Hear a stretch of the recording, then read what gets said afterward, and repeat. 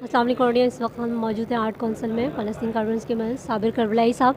अस्सलाम वालेकुम sir. Sir क्या कहेंगे आज के ओकेजन के बारे में? देखिए, आज हमने 2 दिन की वर्कशॉप रखी थी यहाँ पर आर्ट्स काउंसिल में, जिसमें मुख्तलिफ यूनिवर्सिटीज़ के तलबा तालबात को बुलाया था, सीनियर आर्टिस्ट को बुलाया था, जिन्होंने यहाँ पर मुख्तलिफ अपने फ़न का मुज़ाहरा किया है, मुसव्वरी की है, कैलीग्राफी की है, पेंटिंग, डिज़ाइनिंग, मल्टीपल काम यहाँ पे किए हैं। उनका मकसद ये था कि हम डिमांड कर रहे हैं कि स्टॉप किलिंग चिल्ड्रन इन गज़ा, फ़लस्तीन के बच्चों का कत्लेआम बंद किया जाए, क्योंकि 8000 बच्चे आज के दिन तक हम जानते हैं कि वहाँ पर कत्ल किए जा चुके हैं। हम उन फ़लस्तीनी बच्चों का कत्लेआम रुकवाना चाहते हैं अपने आर्ट्स के ज़रिए, अपनी इस आवाज़ के ज़रिए कि जो चाहते हैं कि पूरी दुनिया इस आवाज़ को सुने। अच्छा, आप क्या कहते हैं कि हेल्दी जो एक्टिविटीज़ है प्रेशर बिल्ड करने के लिए?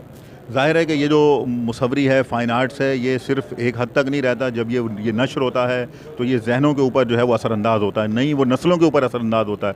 आप देखेंगे कुछ तस्वीर ऐसी होती हैं कि सदियों के बाद भी जिनको हम देखते हैं कि वो एक हमारी 100 साला तारीख़ को याद ताज़ा कर देती हैं। तो ये वो याद है कि जो याद भी बाकी रहेगी, उनका जो मज़लूमियत है वो भी ज़िंदा होगी और उनके हक़ की आवाज़ भी बुलंद होगी। अच्छा सर, आपकी फाउंडेशन के अलावा मज़ीद लोग आपके साथ जुड़ रहे हैं इसमें? बिल्कुल, बहुत लोग जुड़ रहे हैं। फ़लस्तीन फाउंडेशन के साथ आर्ट्स काउंसिल ने बहुत ताउन किया है। हम उनका भी शुक्रिया अदा करते हैं कि उन्होंने बहुत हमारे साथ ताउन किया, और भी इस तरह बहुत सारे इदारे हैं जो हमारे साथ काम करते हैं। हम उम्मीद करते हैं इससे जो आगे मज़ीद बेहतरी की सिचुएशन क्रिएट होगी।